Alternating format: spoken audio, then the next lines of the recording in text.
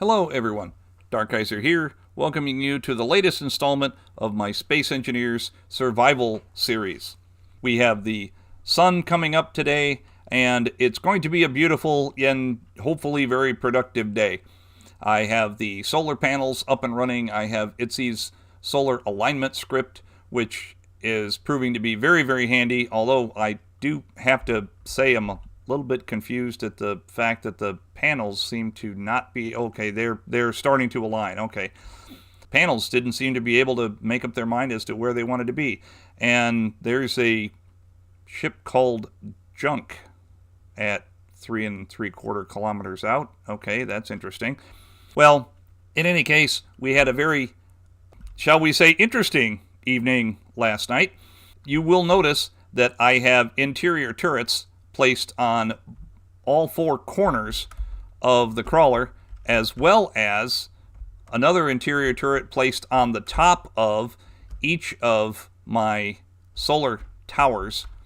And that's primarily because one of the things that I activated last night, and speak of the devil, one of the things I activated last night was a mod that would convert the wolves that you normally have on the vanilla map into T-800 Terminators, primarily because I don't like the idea of sitting here shooting at wolves, but I have no problem shooting at T-800 Terminators.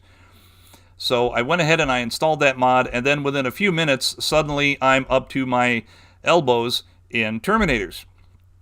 So I had to get the guns set up very quickly, and I had planned on originally using Gatling turrets, but I needed to make sure that, and I'm going to blow the radius or the range on all of these out to 800, and I don't care about meteors. I don't think hopefully I'm not going to be getting shot at by missiles, but we're going to go ahead and turn that on anyway. We have small ships, large ships, character stations, and so on and so forth. I'm not going to care about neutrals, and everything else appears to be working. Okay, that's fine. Everything's on, idle, movement, etc., etc. Okay.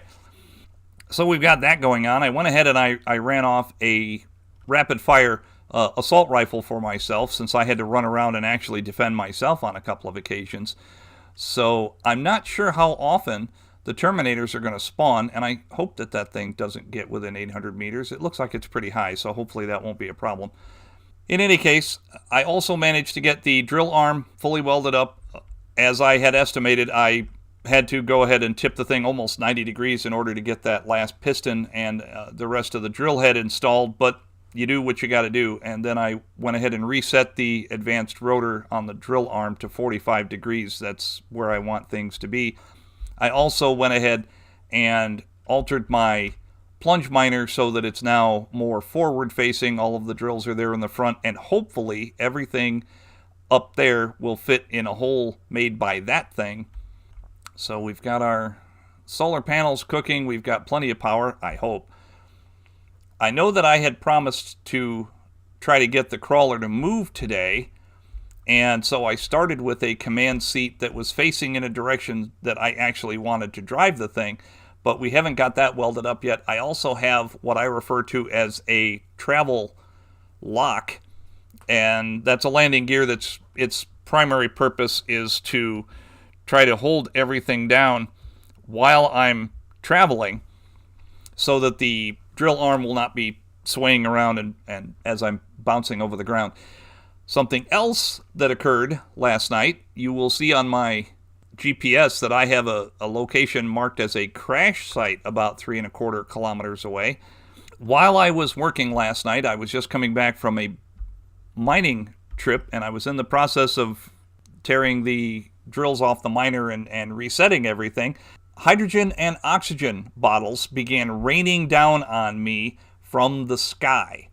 Apparently there was a firefight that was taking place more or less directly above the crawler between two NPC factions, and one of the ships got the snot kicked out of it, and so I wound up with a bunch of hydrogen and oxygen bottles, a huge hunk of ice, and a block of 90 uranium ingots. But let's just say that that was interesting. The ship went down over in that direction, and I did go and make an attempt to see what exactly was left of it. It's a fairly large crash. The problem is that some of the guns on the thing are still active. I got to the top of the hill overlooking the crash site, and the thing started shooting at me, and it has at least one active Gatling cannon and one active missile launcher. I will probably try to make some sort of combat drone and see if I can't go and take that out, because grinding that down would just give me a huge pile of resources. Now we want to go ahead and finish up the landing gear, and I don't... Oh, I do. I have everything I need for doing the flight seat, so that's nice. Okay, that works. Well, I might be able to get this thing moving after all. So let's climb in here. I want to make sure that I... drill arm travel lock. Okay, I want to make sure my auto lock is turned off. And it is currently locked, but that's fine. We've got all of the other things going on. I've got all the other groups. Alrighty, now am I hearing more gunfire? Okay, I'm still only seeing the junk, but we probably have Terminators creeping around. Let me check my hydrogen and see. Ooh, not much. I'm running out of hydrogen. So let's come over here. Let's hopefully not fall too far. I have to say, I've gotten spoiled flying around on the moon. And actually, if I'm going to go running around getting attacked by Terminators, let me go ahead and put that stuff away. I got spoiled because most of the playthroughs that I have done recently have been on the moon or in space, and so gravity was simply not a problem.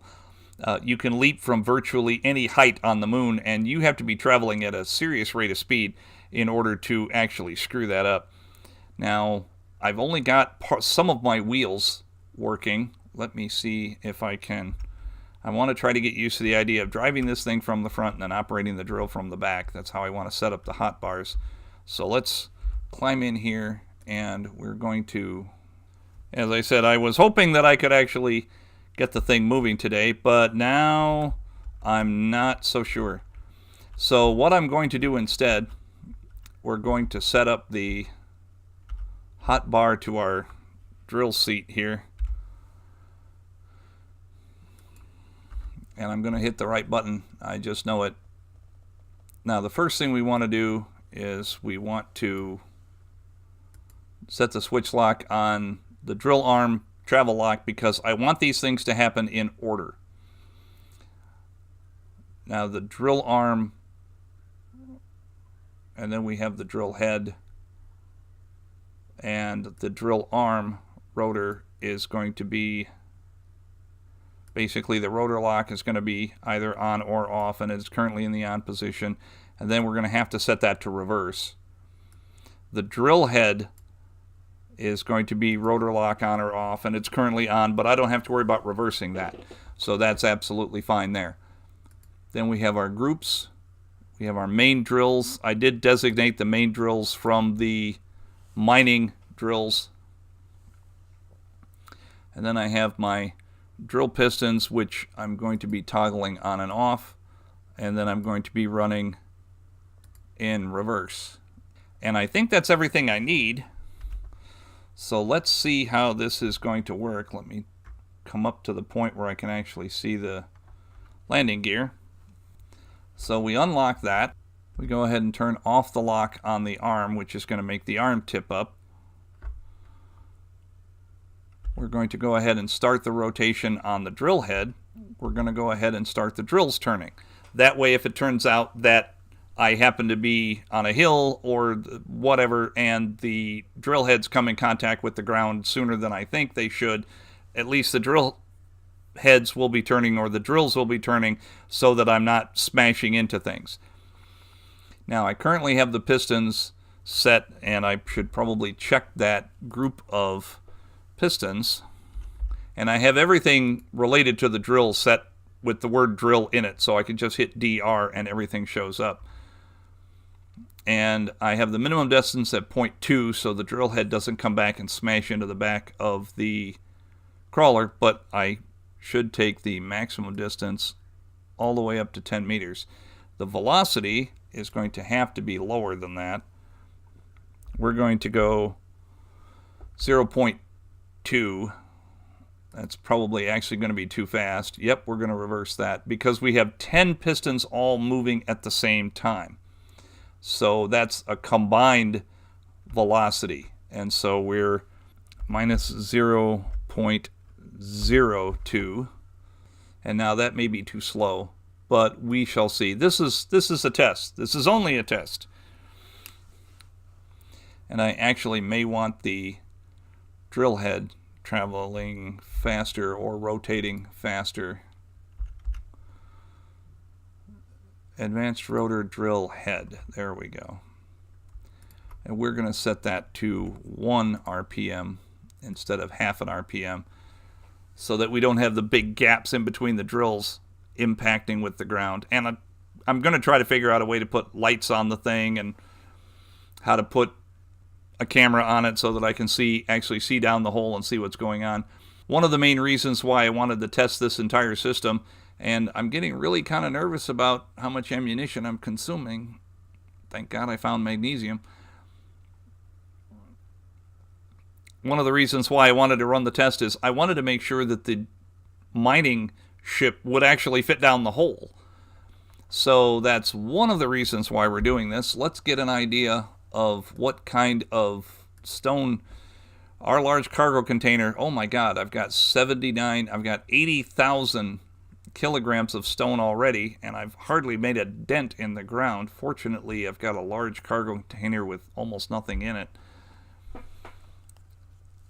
My refinery is still chewing on cobalt and nickel. It looks like I got through all of the magnesium.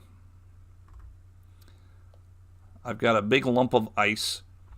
I regret that I did not have the presence of mind to actually start taping when debris started raining down on me from above.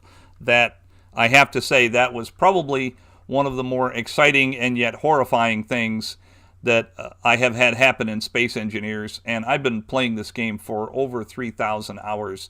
So when you think that you're just sitting there quietly working on something, and suddenly debris starts to rain on you from what you think is going to be a perfectly passive and quiet sky, yeah, that was something of a shock.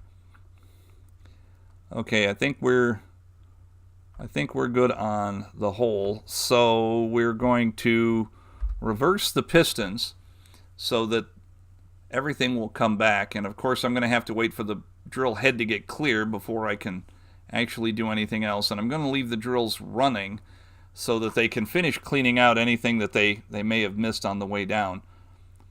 It doesn't look like it's performing too badly. I may have to put a gyroscope on the top end of the piston arm to try to stabilize everything, but it looks like everything appears to be running fairly well. I'm pretty happy with the way that everything is going so far. I'm also pretty happy with the amount of material that I'm actually getting out of the thing. Let me go ahead and hop out of this thing for a minute. I think something I'm going to have to do, and since I'm going to have just a mountain of material after I get done with this, I think what I'm going to have to do is take the back end off of my refining process and go ahead and extend this out a little bit, although that means I'm going to be sacrificing all of the hydrogen and the hydrogen and the oxygen and so forth that I've already manufactured, and that makes me sad. But I can always go on another run for ice.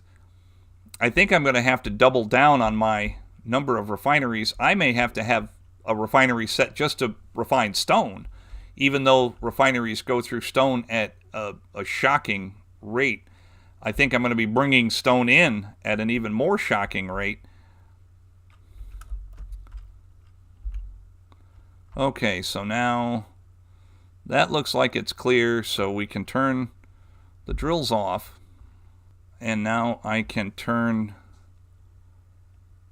the lock on the drill head, which stops the drill head from turning. And now I can tilt the drill arm back down.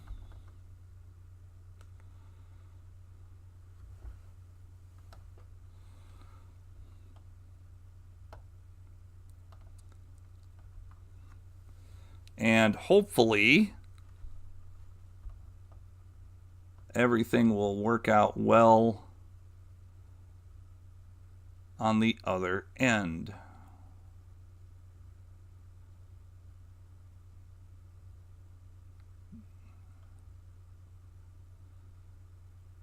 Boom, ready to lock. Locked. Okay. Well, I'm going to call that successful. I regret that I am not able to get the thing up and moving. I'm going to obviously have to do some work on the wheels and some work on the wheel mounts and the tires and so on and so forth. I've got another whole set of wheels to do. So, in any case, the drill arm works, the drill head works, and next time, I promise I'm going to make sure that the entire thing will actually move, and I'm probably going to have to expand my refining apparatus, but we'll break off a piece and make it fit, as I said. Thank you all for watching. I do appreciate the comments, and I appreciate the suggestions. If there are any specific mods that you think would improve the series or improve the channel, then feel free to recommend them down in the comments. If any of you have a name for the vehicle, I keep calling it the Rover or the Crawler, preferably something that's not copyrighted, since I'd rather avoid copyright strikes if I could at this point in my YouTube creator career. Just getting started. Let's not screw it up while we're here. As always, likes are appreciated and subscriptions doubly so. This is Dark Geyser signing off. Have a good night and thanks for watching.